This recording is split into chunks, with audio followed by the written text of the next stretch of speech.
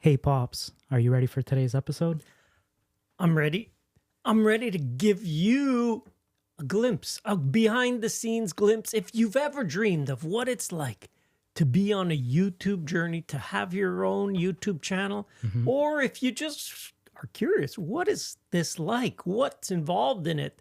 It's a whole different area, and that's what we're going to dig into today. The YouTube journey for my son and I's YouTube channel, the Permaculture Orchard Beyond Organic. No, I don't even think I say just Beyond the Permaculture Orchard. Yeah, the Permaculture Orchard. So it was just smooth sailing from the beginning, huh? Oh gosh, no. Yeah, looking back to prepare this one, it was like, ooh, ow, ow. It was a lot of barbs and pokes and 100%. reminders of. It's like anything. Have you ever tried to start something, do something totally different from what you've done before? Zachary doesn't have that background. Nope. I don't have that background. I've done public speaking. So, Well, you did teach for a while, Yeah. which I find definitely helped the transition between the YouTube. it helped for the content part. It helped for me being comfortable. I was always comfortable in front of an audience, so that didn't bother me. So already that was a step.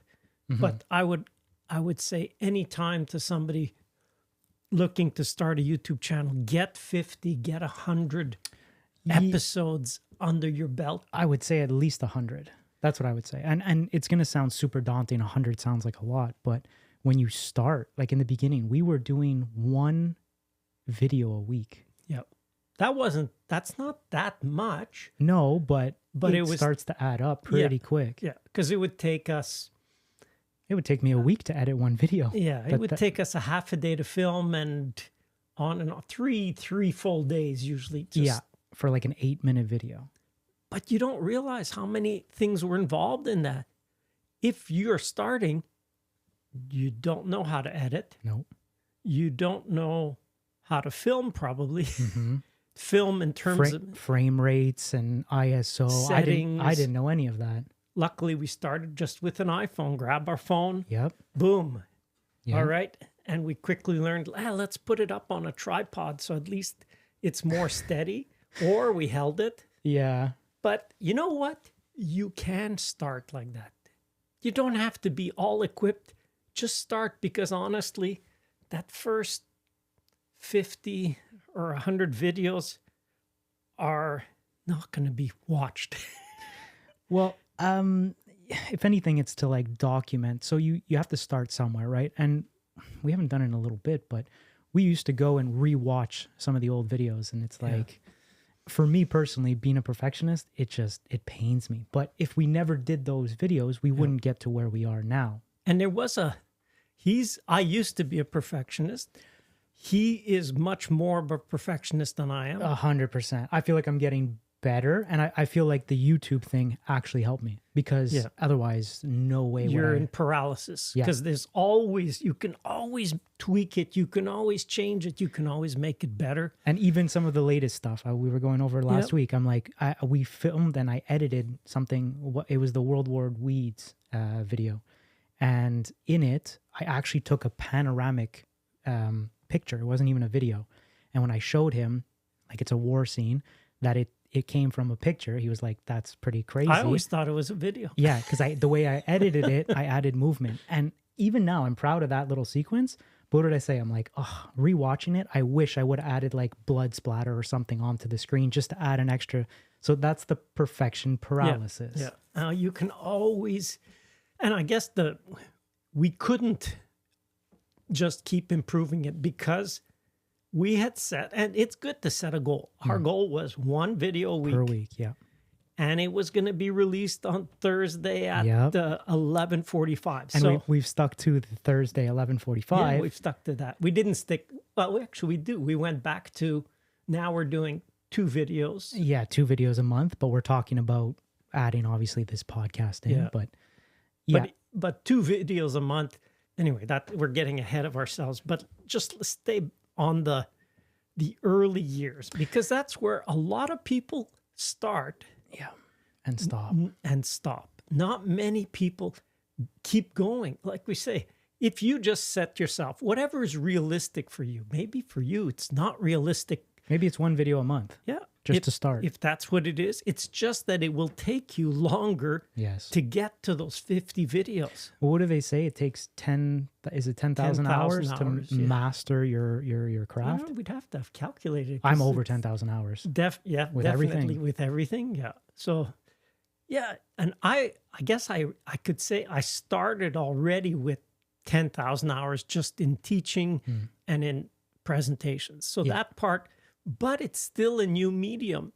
So I was live, always in the past, and going to speaking to a camera is a little different because I'm used to looking at everybody and focus on someone for a few seconds and talk. And that's but now I could look around, but I do want to come back to you because I'm talking to you.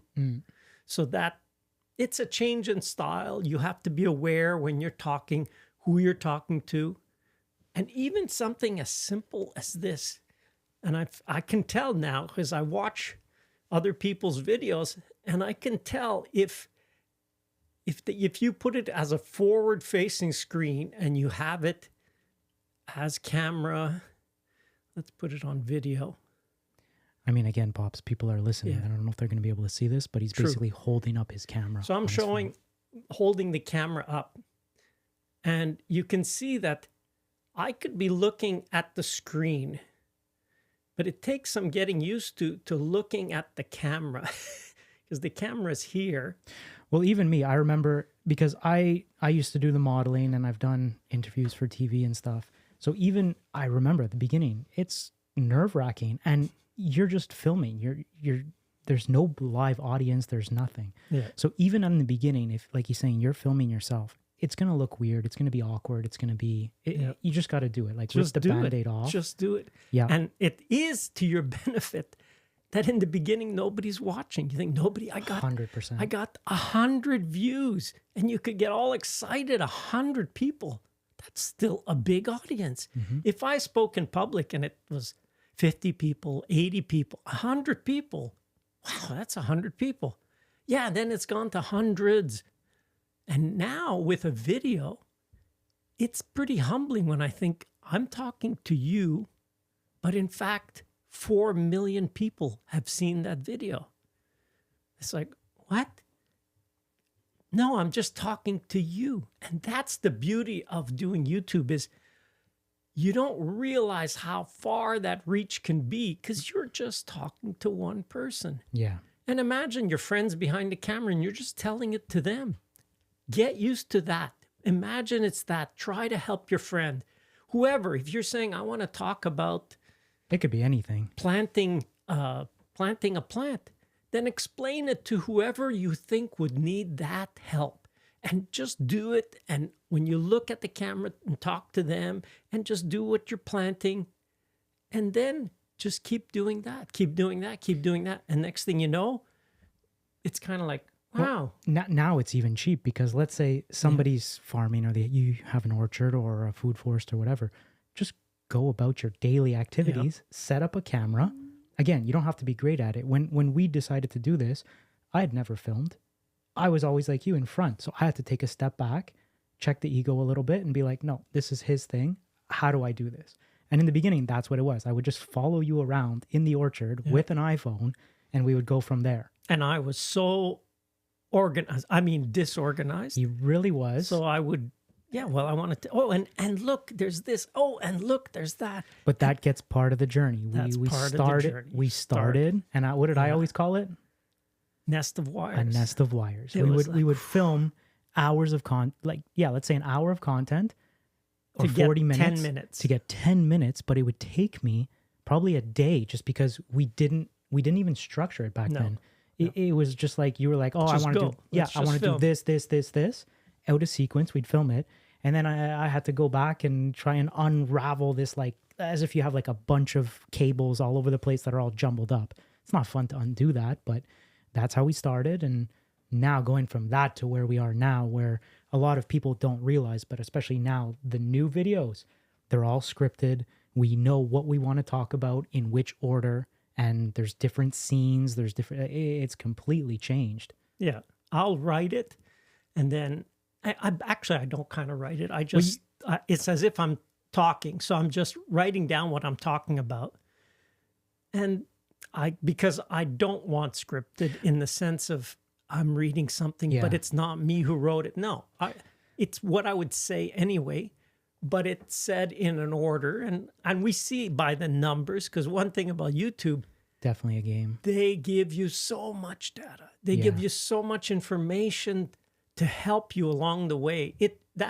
If you don't use the information they give you or the numbers they give you, you're not going to learn as quickly, because every little thing, and you look and maybe how many people are watching, all of a sudden it just drops because they give you a retention. How many people, how come at 4 minutes here, so many people drop off? So you go and you analyze and, okay, well, this happened. All right. So you know what?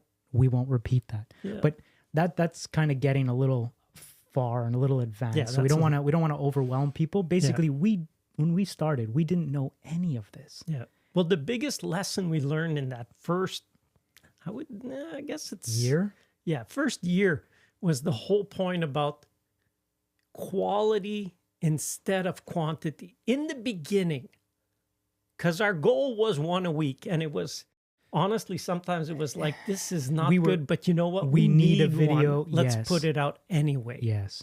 This episode is proudly brought to you by my very own masterclass. Use code POP250 to save $250 off the masterclass bundle. Masterclass contains 11 different courses that you can buy separately. However, the complete masterclass has you covered from A to Z, and it's really my life's work. Masterclass is the ultimate tool to help you start a successful permaculture orchard or planting. Not sure about how to start, or maybe you've already started, but now you feel you're stuck. Purchasing the masterclass gives you access to the VIP group, where you'll be able to meet other like-minded, very interesting permaculturists and bounce ideas off each other. The VIP group is where I spend most of my time answering questions, and it's never been easier to get in contact with me or ask me a question. Want to learn more? Go to permaculture.study and start each course today for free. Don't forget to use code POP250. It'll save you $250 off the masterclass bundle. And now back to the episode. So that was the goal, because we was just let's just do, because you have to do, because it's the mechanics of putting out a video. But I find that that's very important too, because that, like you said, so many people start, so many people, and then they just drop off for whatever reason. The content that we were making that first year, we weren't both super proud of it, but we stuck with it. And then as soon as we got that first video to pop, it was like, oh, okay, you know what? Like, we both enjoy this. We're doing it for free, but now we can make a living doing YouTube. Yeah, that was their Comfrey video, and it was like, did you see what happened to the video that we just put out? It's actually being watched. Like, I think that was 8 months, because it was released in August. Yes, but I think it was big. Like, I feel like we were kind of like, oh, this could be something, and I think it had only hit 10,000 views at that point. But all we needed, because you need how it works with the YouTube game. I don't know what the exact number is. Right now, it's 1,000 subscribers and 4,000 watch hours. That's what it was then. So it's the same. Sure. So what happened was, I don't know if we had, I don't know which one we had. There's one number we had, but that video pushed both of those numbers over the edge. Yeah. So that we actually, and I think our first payment was like $1.50.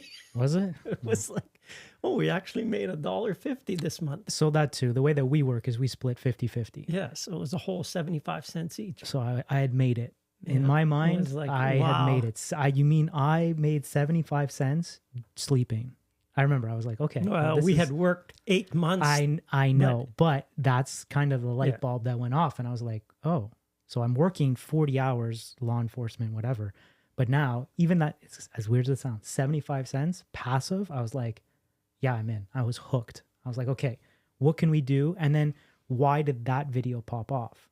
And I remember we analyzed it and it was like, okay, there's controversy here. So that's when you start to look in and you're like, oh, you got to play a game with YouTube. And not necessarily. Again, I guess it depends what you want to do. It depends your niche. It depends on so many things. But the point was, set a goal to get videos out. Yeah.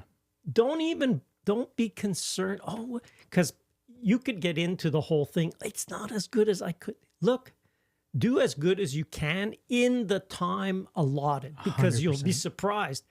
You get into this and you go, how do I do this? And you spent 3 hours looking up, how do I do this? You don't know what things are called. Nope. You don't know what a trim is, a cut is. You don't know all the editing things. You like don't. Now when you watch me, he just looks at me and he's like, well, how do you do? And Yeah, and I still, he'll do things. How did you do that one? Yeah. Because I edited. And just to give you a quick on the journey, we started together. Mm-hmm. He went off to work on first. I said, look, we really need the virtual tour. We have people coming from all over the world. I don't want this. Yeah. And I didn't have a camera. No. I didn't have audio. I had nothing. We had nothing. We had a phone. We each had a phone. Yeah. So yeah. Start with that. That's good enough to start. 100%. And we are starting in a tough situation. You don't realize the difference filming outside versus this is so easy. It's once you set up. Mm-hmm. So if you're going to do things indoors, spend time, set up. But once you set up, if you could leave things where they are. Like if you have a greenhouse and you do, I don't know, microgreens or whatever you're doing, and you have some kind of a shelter, you're already so far ahead of what we started.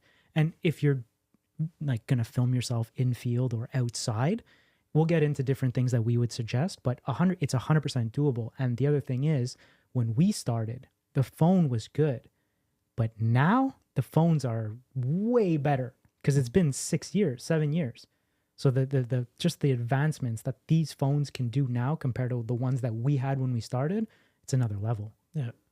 No, it's amazing how much you don't, you think, oh, I'm going to have to spend so. No, don't spend anything in the beginning, because like you said, you're doing it, you're not expecting anybody to watch. Yeah. So you get your 50 or 100 videos out and you tweak it. You learn. Maybe you wanted to do this. You do 100 videos and you're like, you know what? This isn't for me. Okay. You'll probably have learned that before 100, but yes, but you haven't gone out and bought camera, bought, like, you know what I mean? You're just trying it. So whatever you have now, if you're serious or you think this is something you'd want to do, I would suggest, like you said, just maybe invest in a tripod, hook up your phone camera, and just record yourself. Because like we were saying, those first, I want to say 10 videos, it's going to be awkward just being in front of a camera. Yeah. You think, oh, I don't know. I'd just try it now. Set up your camera leaning against something, turn it on, and you'll feel different, because now it's like, oh, now I'm being filmed. Yeah. Even if it's never going to get released, you're going to be like, oh, well, I hate my voice. Like, I don't like, 100%. Try it where you say, okay, here, go ahead, talk. Oh, yeah, but now you have a camera in my face. Yeah. It's going to feel different. Like, I remember going on set and people were like, that's it. They just, all you hear is the boop, and the person, like, they just freeze up. 100%. Absolutely. So that just start is so important. Just start and have a first goal. Your goal is, forget about monetize, forget about all that. Set a first goal. I want to get to 10 videos. Because already doing 10 is a journey. And then when you get to 10, say, okay, now I want to get to 50. Mm-hmm. You may not even reach monetization by 50. Chances are you won't. No. So 50. And then can I get to 100? Yeah. After you've done 50, I guarantee you, it's going to be a lot more part of a routine. Now okay, I know. And with each video, look at the numbers, look at things, and make one adjustment, one tweak, one thing you've learned, put it into it, change it, do this, do that. If you want to have some idea what it's like, just take a look at our videos and start with the oldest. Go back in the catalog. Yeah, just going from the older, and you'll see that's exactly what our journey was. Gosh, I think of one of the older ones where my head was cut off. Yeah, that was you that filmed that. I filmed that, and I got home, and it's like, Yep. I cut my head off. But you know what? We need a video. That And was it was brutal to edit. It's like terrible. your head is cut off. The wind. The wind. Yeah. The wind. That's why I say indoors versus outdoors. Yep. If you can do parts of it indoors, that's great. If you're going to do outdoors, one of the things we found the most transformative is our first bit of money we made on that. It was to invest in a good windproof microphone. And it wasn't even that good. It wasn't that good, but it was it was better. It was a lot better. Yes. Yes. I mean, I if I'm watching a video now, because I've done it, and all of a sudden I hear wind, I go, okay, no, I think I'll watch another one, because it's just, it partly brings back memories of, oh, that was painful. I did that. And it's like, I think, wow, I tolerated that. Well, even this podcast is a perfect example. Okay, we have a video version, but a majority of people are going to listen to this. And if they're listening to it and we're on using, I don't know, just the camera microphones, chances are you're just going to skip to the next podcast. Whereas video, even if the video is grainy, but the audio is really good quality, you could have it on in the background. Yeah. Yeah. So that's the learning. You're going to learn. You have to learn, and you're going to improve. You're going to have to improve. Look, is it worth doing? I would say, you know what? If you've got a project, if you're going to plant, you're going to document it anyways, right? Document it. Yep. Hey, I planted today. Do it for yourself, because just looking back, if I look back at all the videos, I think, wow, amazing how much that area has changed in 5 years. Yeah. Because it's like, wow. Well, you guys do it even now too. You took pictures of us when we were growing up. And I remember you'd always have the camera around and we would get annoyed. But now it's cool to look back and be like, oh yeah, I remember that. And I remember. So it's going to be the same thing with whatever project you're going to start. You might as well document it. And yeah, for sure, you can look back. And it's funny you're doing this, because that's what it was. Yeah. It was a camera or a video recorder, and whatever. Now my big camera, it's kind of the same thing. But that's quite a difference. Now you can use your phone and get very good quality. Yeah. And even that, I remember when we first started too, like maybe we overcomplicated things a little bit, because I remember we were in Canada and we're in Quebec. Yeah. So a lot, because he was doing talks and he was teaching, and a lot of we didn't start technically at zero, because you did have a following. The DVD had already been out, but there was a lot of people that were Francophone. Yeah. So I remember you'd come to me and you're like, okay, son, here's this video, but I want to shoot it in English. And then I want to redo the same video in French. And I'm like, Pops, man, yes, but I don't think it's going to be that much traction in a different language. So we even did that. So I was editing the same video, just in 2 different languages, filming it twice, editing it twice. And what happened with that? Well, I was doing that for the audience we had. Yes. And unfortunately, as the audience grew a little bit, I realized, wow, it's really taking 2 steps forward, 1 step back. Maybe even 2 steps back. Yeah. Because people were getting mad. They were leaving comments and it's like, what's this in? I can't even understand it. Yeah. And it was like, okay. And I remember thinking, okay, I think we'd put out 15 videos in French. Maybe. And I was like, okay, now. That's the opposite of work smarter, not harder. Yeah, it was. But you know what? It's part of that. Just go ahead, just do it. And do it realizing you're gonna make mistakes. We're still making mistakes. Mistakes is the price you pay for doing something. You think, I would do it and I wouldn't make a mistake. That means because you're not doing it.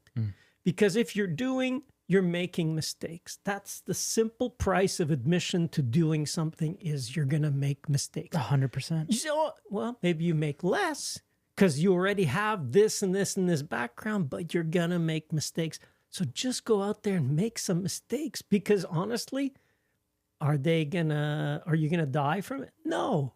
So go ahead, make mistakes. Like you said, you just analyze and figure out what worked, what didn't work, and adjust from there. If you we quickly learned doing videos in French for my primarily English channel didn't work. No, it wasn't a good idea. I remember the last one. It was like I put out one, and I think we lost 35 subscribers. Yeah, and I think that was it for me. I was like, I look. think that's not a step forward. That's a step back. However, another thing that having a French or English following to start with helped was, I remember when we started to like actually think about how to grow the channel, you had a big following already on Facebook and other social media platforms.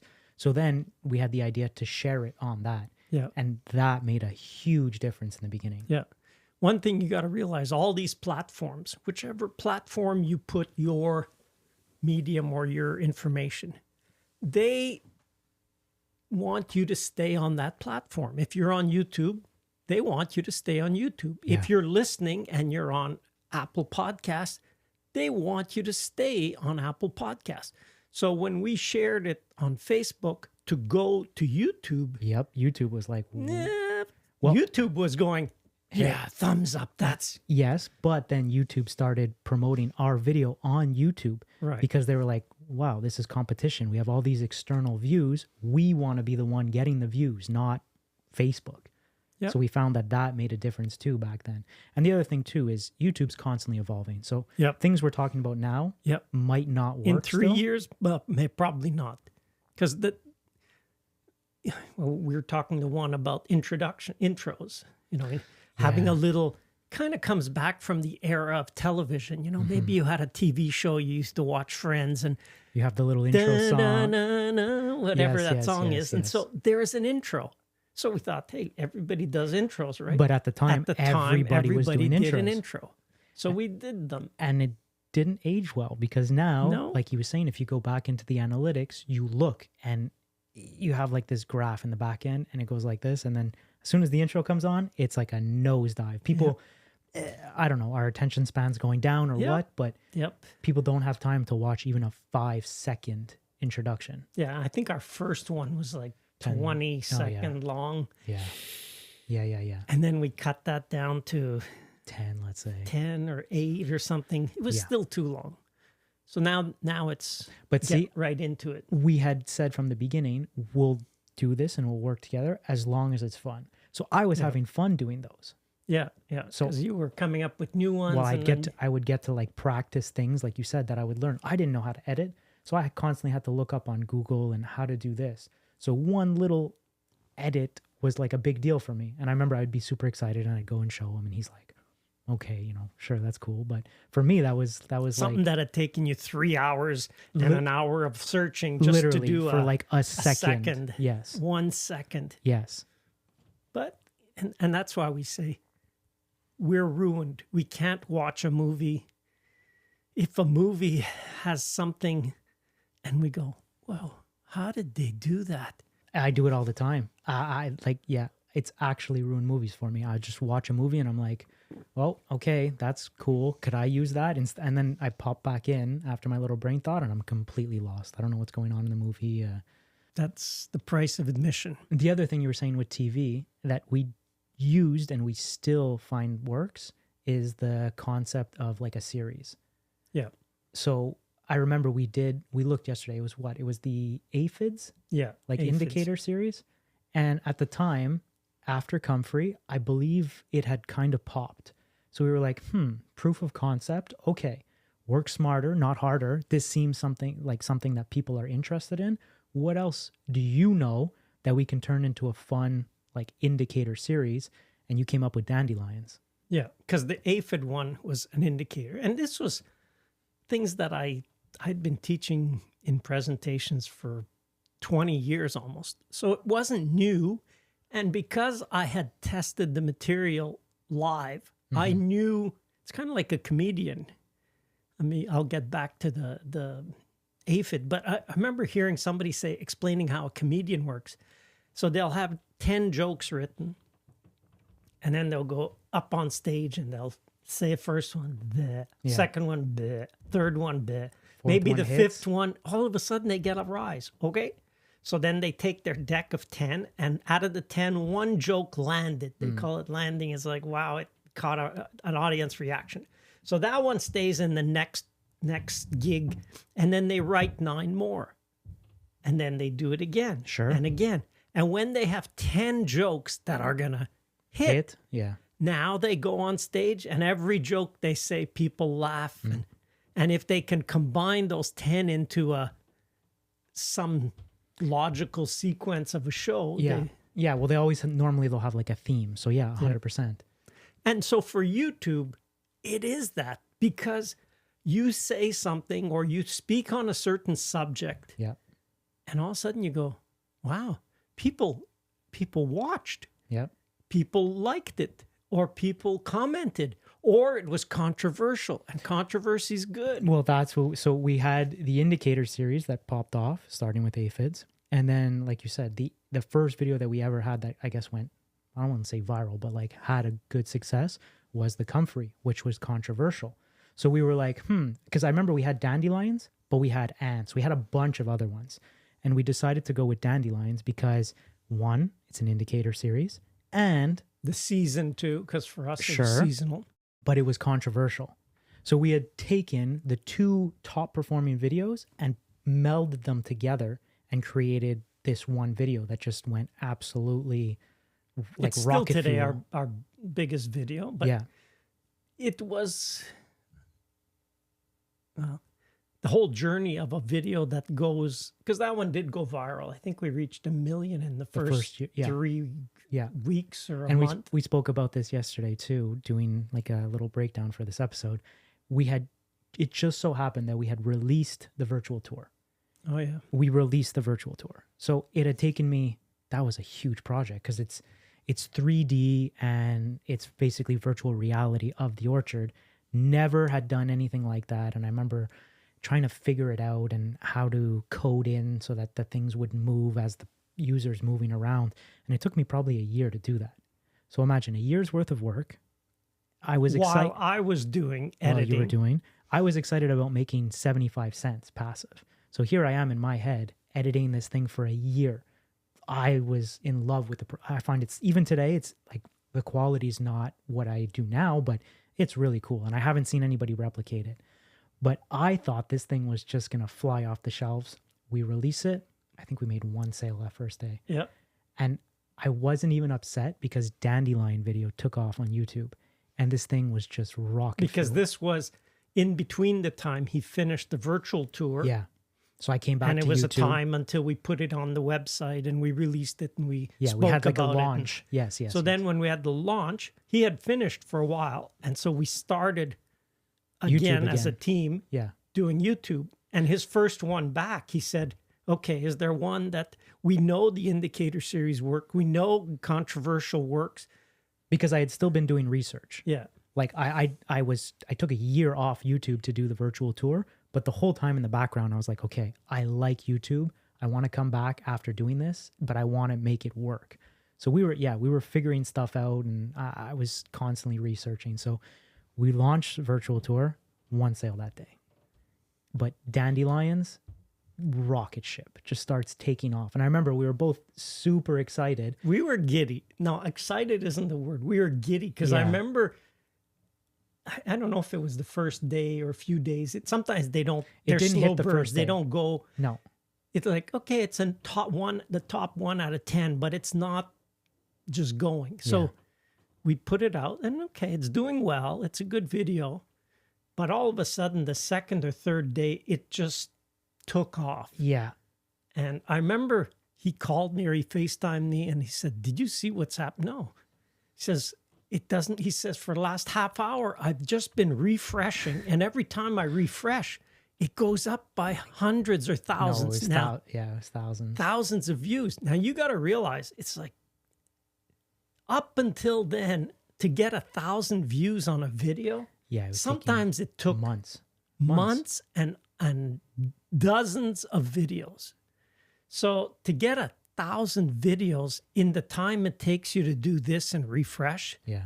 It was like, it was exciting. It was exciting. Like I think the last time I used to do that was when I would first start investing, and every hour I was refreshing my portfolio and I'm like, I'm up $100 or I lost $300. Like it was the same thing. Like I just kept refreshing. And I can kind of see how people who sit behind machines and they're just trying, is it going to go? Is it going to go? Is it going to go?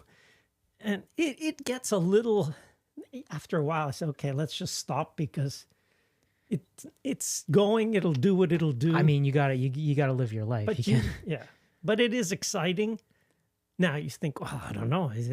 We don't know. Did that one? No, and was it a fluke? No, because when we relook at it, that was the one that we had come back. We had started to script. Yes. Like I remember I wrote out a thing. Like I said, I was doing research and I showed him. I'm like, okay, instead of doing the nest of wires like I did that first year, if I'm coming back, I don't want to do that. So we sat down and we had like, I remember we would go through thumbnail ideas, title ideas, and then a hook. Yes. Like a concept for the video.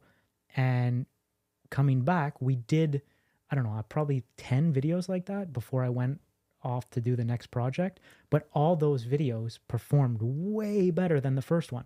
So like you had said in the beginning, do your first 50, but every time you release one, try and see, okay, this worked, this didn't work, this worked, this didn't work. And we were able to build like basically a framework, and it was to the point where it's like copy and paste. Like, and we saw the results. But it's not like our framework. We did this and it worked. No, look at videos. Like we can't look at a video without breaking it down. So we look at a video and go, oh, they got a good hook. What's a hook? Today, we're going to talk about and well, that's a terrible hook, but yes, it's basically you're trying to, you have, what do I say, 10 seconds? 10 seconds to hook someone. Yeah. Like and think of yourself. Why are you watching that video? Exactly. You started. So even before you get to the hook, that's why you see how he broke it down. We talk about thumbnail ideas. We talk about title ideas. Which is the most important now. Because now that's what we spend. We can spend more time on a title and thumbnail than we do on the whole video. For sure. For sure. Because we've seen, like, there's some videos, again, I go back to the World War Weeds video that we did. We can have great video. Yep. But if people don't click and watch at least the first 20 or 30 seconds, all that work, even though it's great. I was just looking at one yesterday. I thought, wow, that video has a 0.5% click-through rate. Yeah, that's bad for But it has almost 60% retention. I'm thinking that video is doing extremely. That sounds like very good. It's my video. That sounds like a son. Can you redo this thumbnail for me? I redid the title yesterday because I thought, wow, that video could definitely do better, but the title is no good. And that's the other thing too, actually, I would add, because the title and thumbnail are very important. And some people, maybe you don't mind setting up the camera and filming, but they don't like the thumbnail and the titles. Yeah. You could like develop your own style. We've seen people in the niche that just do a screenshot of a part of the video, which I did for a long time. Sure. But just to say that you don't need to do all these fancy things. Like we obviously want to grow the channel, but if you're happy and what will happen is, even if you don't, if you start day one, you're going to get those diehard, let's say 1,000 people. Yep. And no matter what you put out, they will watch regardless.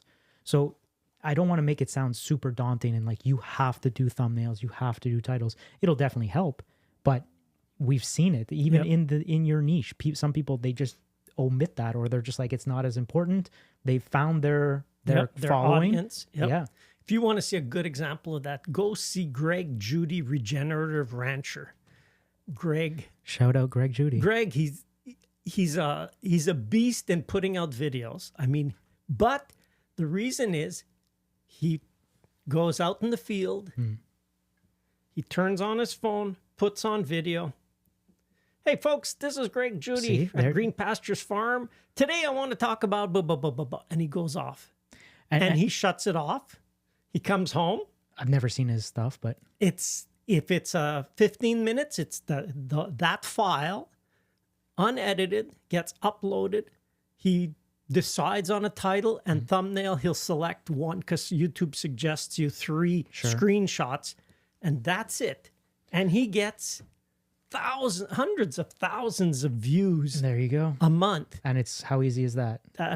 That's pretty easy. Does he edit it? No. Well, there you go. Yeah. So no editing. So he probably puts out 3 to 5 videos a week. Jeez. Okay. Yeah. Yeah. But it's like he's doing chores. He's out there moving his cows. And you know what? He's got an audience. And if you can catch something like that, where there is an audience, and how much of an audience, it doesn't matter. If you're doing something that, you know what, there's 1,000 people around the world interested in it. You just need those 1,000 people. That's all you need. There's your 1,000 subscribers. Then you just got to work on your 4,000 hours watch time. And if you're coming out with 3 to 5 videos a day, absolutely, you're gonna hit that really quick. Like, I don't know if I showed you that guy Sam Sulek. No. So it's a different niche. This is a fitness influencer, and fitness is way bigger than farming and permaculture. But what he's done is he does the Greg Judy. So now he's blown up. He's a kid. He's 22, 21, in one of the most dog-eat-dog niches. Because he stands out. He just films Greg Judy style. Yeah. And people are like...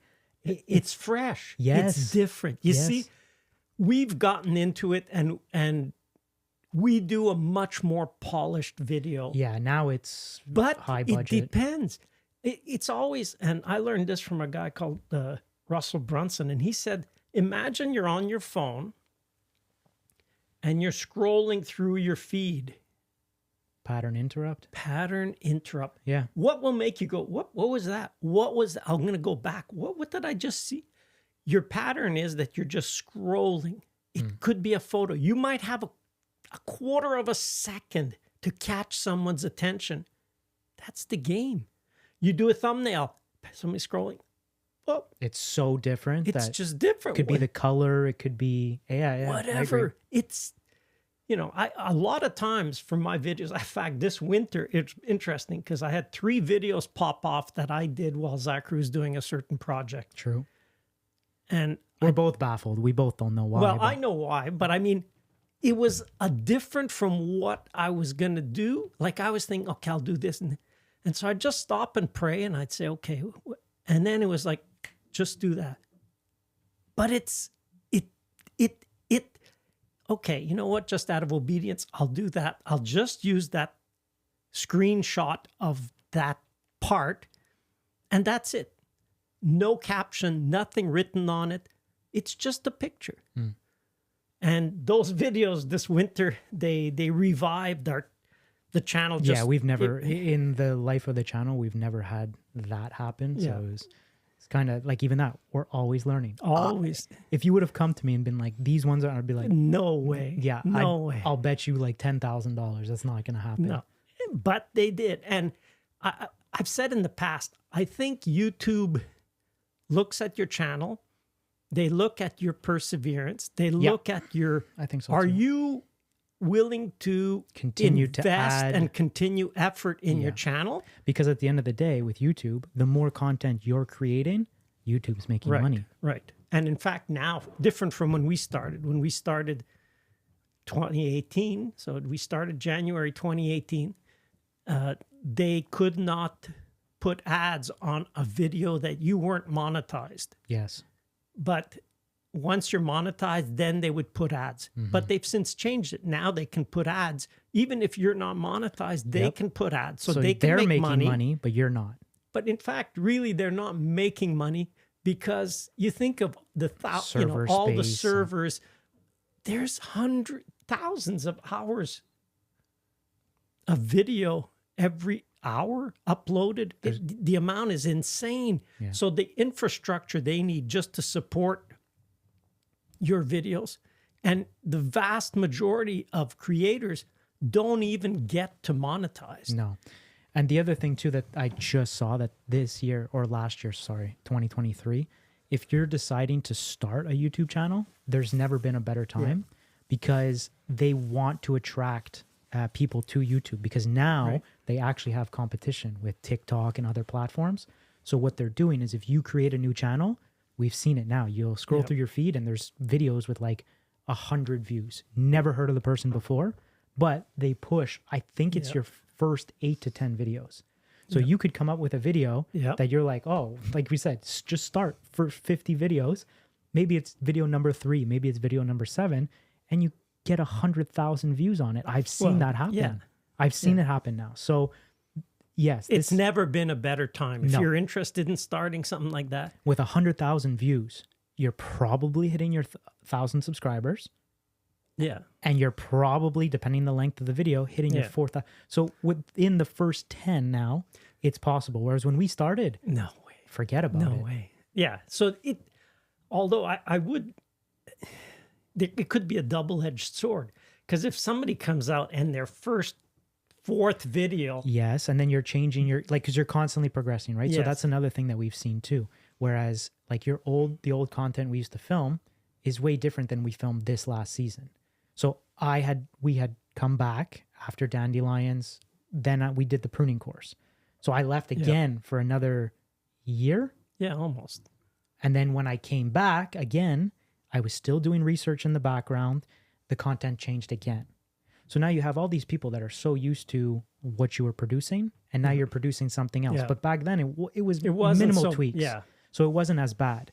This last time I took, I think it was 2 years. 2 full years off to do the masterclass. So doing masterclass, the masterclass is so big Yeah. that I don't know if I put 10,000 hours, but I put thousands of hours into editing, filming, doing all of it. Like there's so much content. It's 26 hours of content. It's going to be more because It's more with especially by the time we right. release this, Yes, like 'cause we're there's constantly adding But that's a lot of hours of actual video and practice finished. and practicing. So I got so much better. So there was coming back this last time, this week we sat down and we just pretty much mapped out your channel's trajectory for the next year. Yeah. And there's some really I'm excited to do some of these videos because now we have the opportunity, we have the equipment, and we have the knowledge to film and edit like really cool videos.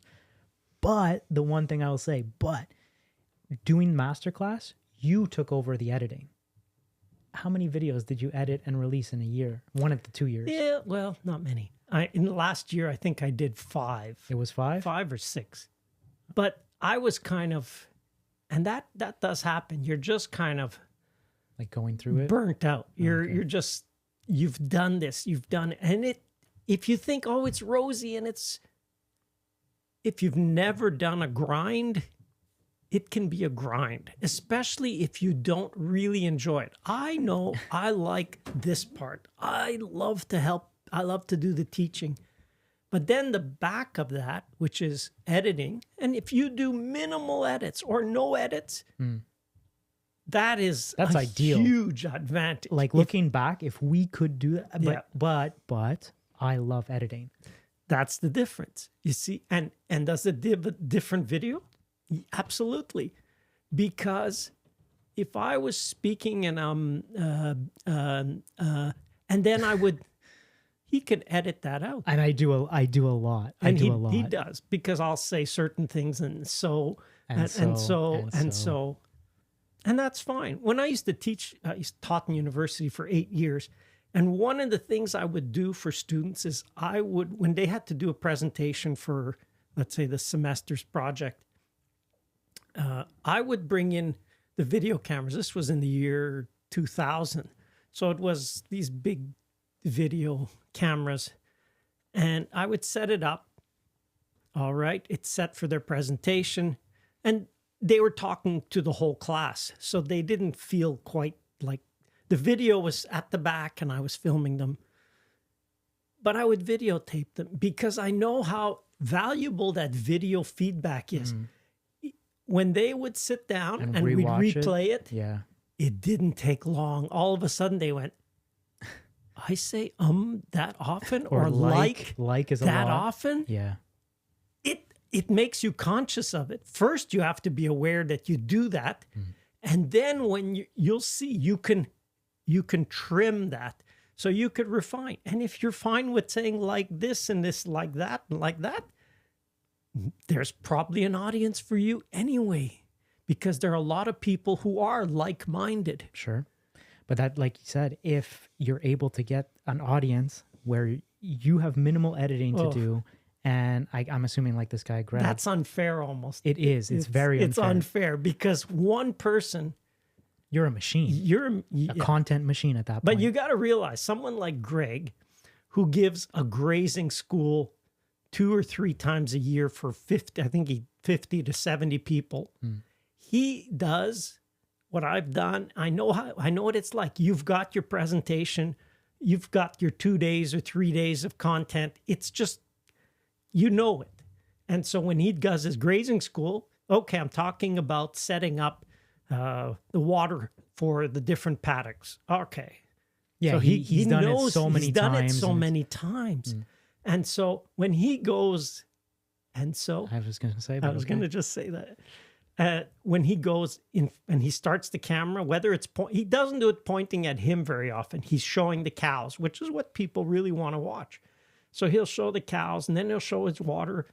He can just go off for 10, 15 minutes talking about the water setup. Yeah, that's overpowered, but yeah. But I mean, to the point where I remember watching one of his videos and thinking, wow, I wish I had that setup, because Greg was going somewhere and all of a sudden he realized he had left something on and he needed to shut it off, but he couldn't do it with one hand because he was holding the camera. He was holding the camera. So he'd say, sorry, folks, I just got to turn this off, but I need both hands. And he'd put the camera down. He doesn't cut it. Doesn't cut it because he doesn't edit. So he'd put it right on the grass. You see a black screen for 4 seconds. He turns the valve, whatever. He picks up the camera. He shows what he had just turned on. How many subscribers does he have right now? He has 100 and something. Okay, well, there you go. He's got a plaque for doing his channel. See, there you go. I mean, that's what it is. There you go. And like you say, the trainer guy, Sam Solik. because now In the industry, you're that's so... a pattern interrupt. That's so different.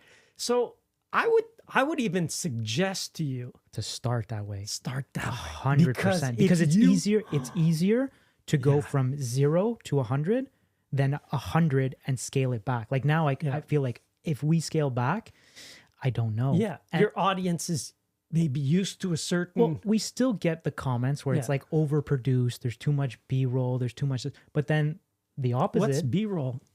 It's basically video that I put over while he's explaining to give a better example of what he's talking about instead of just You him think he's talking. done this before? It's But that's basically what it is. Yeah. But the opposite of that is if we do a slower paced video, then we just get the comments where, okay, get on with it, like skip to 7 minutes and 41 seconds. And so go into this knowing you'll never win. You'll never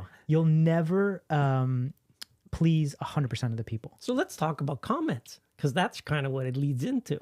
Well, I mean, before we even jump into comments, I guess the other big change up was you like going from posting 5 videos in a year to then us releasing the masterclass and me coming back this time around. I feel like it was the hardest because we went from our channel being pretty much dead for a year. You posted 5 videos. I say dead, but I was also using that time just to test, because my idea was, okay, YouTube is kind of like a business that you set up and that just keeps working for you, even though you no longer work on it. Yes. Like I wanted to know minimum. What's the bare minimum it will produce if I don't do anything. Yeah. And we were both pretty shocked. I was shocked. I thought, wow, I haven't put out a video in 3 months and I'm still getting. Well, we can't disclose the number, but like some people, like that's a mortgage payment. Yeah. Oh yeah. And it was like, for doing nothing.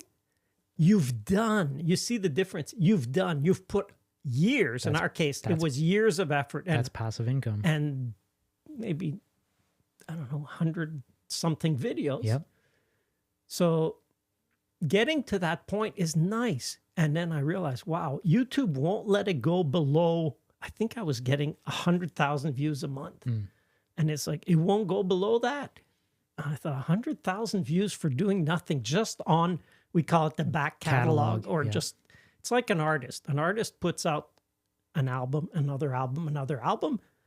And every time they release a single or a new album, people will go back and listen to the old album. Oh, 100%. I didn't know about this person. And then they go and they like it. Yep. Just think of your journey. And I just was reading a comment yesterday and somebody said, oh, I just discovered your channel. There's so much on there. And so now I often answer, enjoy the binge learning, because it is binge learning. For mine, it's not just, I try to make it entertaining. Like you want more of the teaching. Yes. So that's the premise of the videos that we release. Yeah. And that's why it's a master class we do as well, because that's what I want. I mean, for me, the goal still is 1,000 people 1,000 hectares in 50 countries adopt the permaculture orchard model. And the masterclass pretty much breaks it from A to Z. Like That's the whole goal of it. and the fact that we're like, you were talking about comments, we'll have people. So in it, there's like a VIP group. So if you purchase the whole masterclass, you have access to the VIP group, and we meet up with the members, and we can, like, you can actually give them in-depth feedback on their individual projects. And sometimes they'll be like, oh, I love this course. The only thing is this was missing. We go next time we go. Son, okay, we should do 100%. And we update it. We film high quality content, and then we just add it. We'll add because there's a gamification in each course too. So we'll come up with questions. I'll program in the rewards, the coins, the currency, and then you get a little email. Ding. Okay, you've just got an extra, I don't know, man, 2 hours of content added to this course. Like, go check it out. So how long does one of these videos now, let's say just the masterclass, how long does it take compared to the first year when you were doing the first? No, it's like night and day. Yeah. Because and the quality, like, you can't really compare it. It's just, that goes back to it's just time on task. You've done your 10,000 hours. And I would do it for free. So that's the other thing too. That is true. That I just got extremely lucky. Like, I always enjoyed art, and I wanted to be a tattoo artist. We've spoken about that. And so for me, this was like a new lease on something that I absolutely enjoy doing. And so to get back, coming back this time around, the quality for this last season was like nothing we've ever had. And I remember even Billy and like people have commented, like, the quality and the production value has gone up because, first off, we reinvested back into the company. Yep. I bought a cinema like quality camera. Audio, no more issues. We go up. It doesn't matter if it's it's a tornado, what's going on. We know that it's reliable. We can get good quality recordings in the orchard at any time. That didn't happen overnight, and you don't have to have that to start. But what it does for us, for example, to get good sound equipment, sure, was that now we tested it. We went out on a windy day. It was windy. It was howling. Yeah, and he said he puts on his headphones, and as he's filming, he's listening. He says, "Okay, wow, I can hear something if you're turned so that the wind is just howling." So you know what? As soon as I turned with my back to the wind, like, that was the most extreme situation we would get. Or even like, you'll be saying something, and now I can actually listen and hear. So I'll be like, "Hey, Pops, you forgot this one thing," and you're like, "Oh, okay." Whereas we never did that. I would come back, and I'm like, "Oh, we didn't film that," and you're like, "What do you mean?" Because you're in it. Like, I don't want to bother him while he's doing his thing, but now I'm actually able to listen, and even setup time. You're more like a director and produce. I like pretty much everything, everything. But like, just setup time now. How quick do I set up with everything? I mean, yes, it's professional quality. We can do commercials. We can do anything, but you don't have to start there. We didn't start there, and I wouldn't recommend starting don't there. start like that, because each piece of equipment, there's a learning curve. Mm-hmm. Keep it so simple that you can use your phone. Why? What's learning? Probably you have the learning curve. You've done it. And so do that. Use a phone. Just start. Just get footage. Just aim to get one video, whatever time frame it is. Just use it to document your journey. Yeah. You know what? And if you're doing it to document your journey, putting it out there will help you, because if you put it on YouTube, I know that a lot of people can't even relate to the orchard now, because it's like, well, I'm just starting, or I just planted. Our orchard's fully mature. It's 15 years old. It doesn't look at all like theirs. No. I look at pictures. I can't relate to what it was like in the first year, because everything is so tiny. Everything is... So what are you saying? We should replant an orchard and document We did a it? little bit last year. We did last year. 2 years we've been replanting.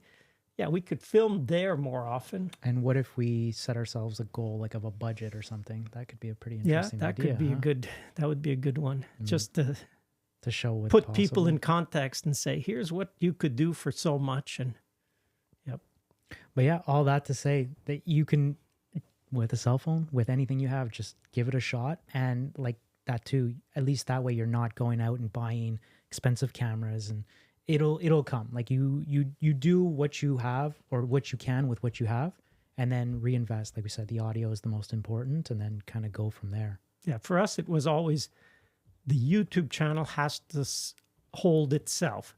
So we did it on the phone. As we started to get monetized, when we made the first, I don't know, $100, okay, what we really need is a good microphone that we can film outside and we don't hear wind. Because we would go up sometimes. And we wouldn't use it. No, we'd go right back home. It was like, no, that was useless. We couldn't do. So if that's the way you want to do it, reinvest in it and it's a bit of a game. Like you notice as we're talking, there's elements of, we need to have things a bit of a game to keep it fun. It's got to be fun because it can be a grind. It can be demoralizing. The first time you get comments that you go, 100%. I think I'm gonna this quit. Isn't for this me. is not for me. Because some of the comments are, some of them are bad, man. Yeah. People will. I mean, it's not even troll. They'll just outright be nasty. Like, I guess they're just not happy with their current situation. So they'll, I don't know, they fell on your video and you're the one that's going to take the brunt of their thing. Realize though, and because for me, that was new. I came from a situation where I was speaking to an audience. Everybody paid and they were happy. I'm looking. You're asking me a question or you're going to say something, but I see you. Yeah. You're not hiding. Yeah. When you're on YouTube and people put comments, you could guarantee the ones who put those comments, they do not have their name in there. And they never have a picture. It's a picture of like Bitcoin or something. They're anonymous and they'll troll you or trash you or whatever. And the first times it was like, whoa. I remember even because it wasn't directed. Well, some of them are directed at me in the editing, but most of them are directed at you. Yeah. And because you're my father, like even me, I would take it. I'm like, buddy, are you serious here? I remember showing, I think it was Marie, and saying, well, I'd just gotten a few in the morning and I said, here, really? Yeah. People say that? And you can have 100 really good comments, really good. Like people are like, this is the best video ever. Thank you so much. Like, God bless you and your family. And then you have this one troll that's just like, yeah. And you know what? You have to learn to, and now if ever you want to troll me, go ahead. I don't answer them anymore. No. Because I realized, you know what? They're often commenting, as you say, they're just having a bad day. Sure. But that's how you have to think about it. You're like, even me in uniform, I get so many people that give me a hard time. And I remember the thing that I do different than some of my colleagues is I program myself. So if somebody's coming at me and they're upset or whatever, they're not upset at me. They don't know me. They're upset at the uniform. So I kind of do that too for YouTube and whatever. They're not upset at you necessarily. They're just, I don't know, they're pissed off at something that day. Maybe the previous video was Sure. But yeah. So even that now that we've been doing this for so long. This is our 2018, so 7th year. We're in the 7th year. Does it get easier? Yes. Easier in that a lot of things are now, there's not, a lot of things aren't new. You're not having to learn every single thing. You're not having, you've seen all the situations. You've seen the mechanics of putting out a video. I mean, we're still learning, but yes, you can allocate time to different video ideas now. Right. Whereas before, like you were saying, a video a week, just whatever just it is. Do it. Because there is learning on setting up videos, thinking of videos. There's learning on the mechanics of it, filming it, editing it, putting it out. And when you get the whole back end of it, the whole mechanics part of it down pat, then you can go, okay, I'm good with that. We know it'll take us 3 hours and that video will be done. But you know what? If we spend 2 hours thinking up the ideas, like that was a really good session the other day, sitting down for a few hours. Whole year. And planning the whole year's videos. We've never had that. So I think I want to go on record. And I think this upcoming season, be a great year. Like some of the video ideas we have. Nobody's done them on YouTube, but like there's some good ones. Yeah. Because a lot of it is just, we have the time now. We have time. We're usually filming so that we're 2 months ahead of release. Which is new because he is terrible with like just managing time. That's not my strong point. But I recognize that because I'm working with him and that's the way he works best, I'm just honoring his way of working. That, look, if we're ahead, he's relaxed, he's more creative, he's better at what he has to do, then it's like tomorrow, it's got to go out tomorrow. And then we could think of better ideas, and he can add more to his part, and it just works. Like it's taken us 6 years to figure out how each other works there, but now it's like an oiled machine almost. One thing people may think, if I start a YouTube channel, I don't know if I could do 10 videos. I don't have 10 videos worth of material. Yeah. What's your list up to? I remember when I started, I think we wanted to have like 10 ideas for videos before we would film. Yeah. And it was like, okay, I got 10 ideas. We could film. Okay. That's actually, that's a good, maybe before, like you turn your camera on to see, but that could be a good exercise. Just write down 10 ideas. And ideas just. And what's going to happen is maybe you're going to be like, oh, I can only think of 8. But as soon as you get to 8, then you're going to be like going off making supper and boom. And now 9, 10, 11, 12. Looking through the ideas for videos. I have to turn them down a lot. I have hundreds of ideas for videos. Yeah. And it gets to the point where it's like, wow, I haven't revisited that idea for 2 years or 3 years.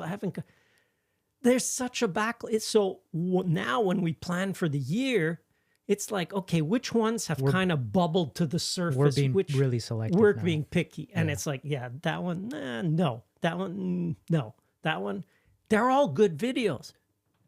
But for me, it's simple. I want to equate the impact of a video, the number of views on it. Yeah. Because I know if I could get an extra 10,000 people that don't know about permaculture, and out of those 10,000, I can get 50 people who would go, this is fascinating. Or I could do this. I could do this. I could do this in my yard. To me, it's a numbers game. I have to introduce people who don't even know about permaculture. So as much as in the beginning, I was really focused on all things relating to the permaculture orchard directly. Mm-hmm.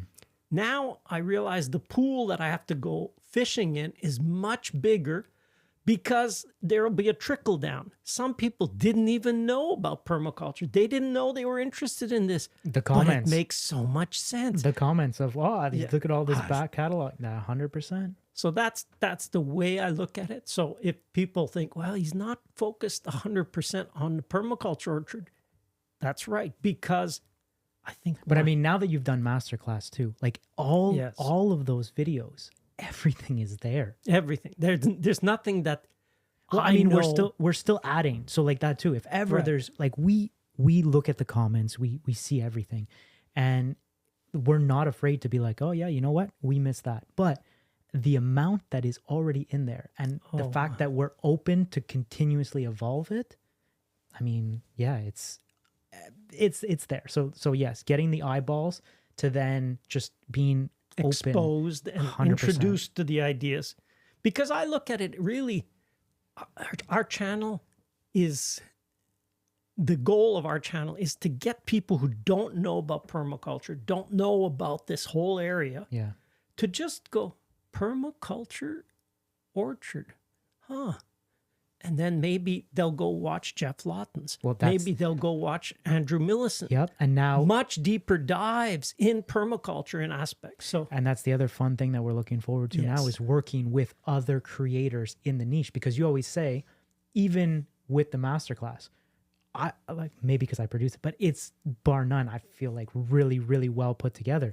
But maybe people don't learn from you. But I've never seen this either. You don't even care. You're like, look, try this person, try that person. So now being able to work with other people, not only are you broadening or getting eyeballs, but you're taking those eyeballs and you're willing to just give them to other people. Sure. Because that, as a teacher, I know that I am not everyone's teacher. I don't resonate with everyone. And so when I look at the content and I go, you know what? Maybe you learn better with a woman teacher. If you've been with us for this, up to this far, I would say, okay, you say, yeah, I could learn something from them. Then yes. But if you've clicked off and you haven't even gotten this far, it's probably just because you go, I don't like the way he sounds. I don't like the way he looks. There's so many reasons why you don't connect with a teacher. Look at your teaching or school experience. You had favorite teachers and you had teachers you didn't like at all. And so for me, it's just to expose people to the ideas of permaculture. I look at it in just the orchard part, but there's so many aspects. And so if you get interested in the idea of permaculture, but I'm not the teacher for you because you don't care about an orchard. Or you take a little bit from this person and a little bit from that person, and a little bit from that person. So that's my goal for this whole thing, on top of reaching my mission goal for the And that's why you wanted to do a orchard. podcast, I guess, huh? That's why I wanted to do a podcast, because people who listen instead of watch, It's a whole bunch of new ears. new ears, and then they go, that's why, yes, you've kind of been caught in our siphon, and you know what? Maybe I can sway you in some way to get interested, only if you want to. But if you want to, and that's why we did the masterclass, if you want to, everything I've learned in the last 45 years, I've put into the masterclass. And it's still learning and still adding. And I'm still actually winter is great. Winter is my real learning time. But even interacting with all the other members, like you post there, and I think it's a community now. Yeah. People are adding this and that, or no, I tried this, and try that, and we're learning from them because they're in different 100%. geographical areas, different climates, and it's like, So if you want to learn something, I would strongly suggest, if you're starting this, maybe you already have it, I would 100% start documenting it, start a YouTube channel, and just go from there. Yep, it's a journey that's worth exploring. And you only know if you try it. You can't, so many kids want to be YouTubers. And the reason, honestly, a lot of times is because, wow, you can make a living. If you're going into it with that idea, yes, that's not wrong gonna work. idea. It's not going to work. Because when you've been grinding for months, putting out videos, all for nothing, in the sense of you haven't seen a penny come out of it. You're not making anything on this. Nope. You have to enjoy that journey. That's why it goes back to the whole documenting and like you taking videos of us and pictures of us as a kid. If you do it for free and you're starting something, do it with the mentality that in 5 years, you'll be able to look back at it. And if you do pop off and you start making money, that's a bonus. Yeah. Good job, Pops.